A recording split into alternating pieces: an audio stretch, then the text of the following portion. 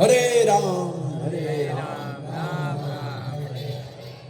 भाग्यशाली संगत माना चाहींदुसि कि तव्हांजे विच में जेको ज्ञान श्रीमद भगवद गीता ते डॉक्टर शिषपाल शर्मा साहब ॾेई रहिया आहिनि उन में मां का रुकावट बणियो।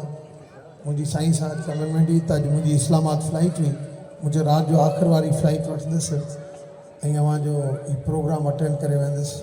सो मूंखे विञिणो आहे, न त मां आख़िर में विच मां वेंदो कोन आहियां, सो मूंखे विञिणो पवंदो। माता वरी वापसि अची विया आहिनि। अॼु जेका बि हिते सी में तव्हां संगत ॾिसो था इन जी थोरी घणी क्रेडिट माता ते वञे थी, जंहिं इन पूरी संगत खे जोड़े रखियो आहे।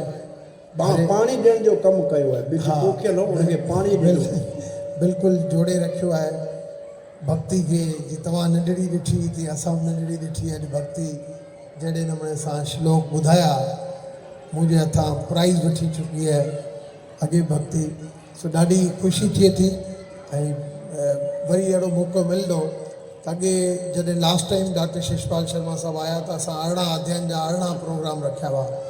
हिन दफ़े बि हुई कोशिशि, पर साईं जन अचण खां अॻु में ई पंहिंजो शेड्यूल बिज़ी रखी छॾूं। हाणे असां रिक्वेस्ट कंदासीं त 18 ॾींहं प्रोग्राम जॾहिं बि ठाहे अचनि तॾहिं ते जीअं अॻे पूरी संगत जा प्रोग्राम रखिया हुआ तीअं हाणे वरी 18 प्रोग्राम रखंदासीं। त जी वधि में वधि माण्हुनि खे भगवद गीता जी नॉलेज थिए। मां माता खे, महाराज नंदलाल स्वामी खे, डॉक्टर शीतलदास खे चयो त मुख़्तलिफ़ जॻहियुनि ते गीता सम्मेलन करियो। कंहिं बि फंडिंग जी ज़रूरत हूंदी त असां वेठा आहियूं, पर गीता हुई सभु घणा ई प्रेमी वेठा आहिनि ॾियण वारा, रुगो डिसिप्लिन सां अॻिते उहो कमु वधाइनि।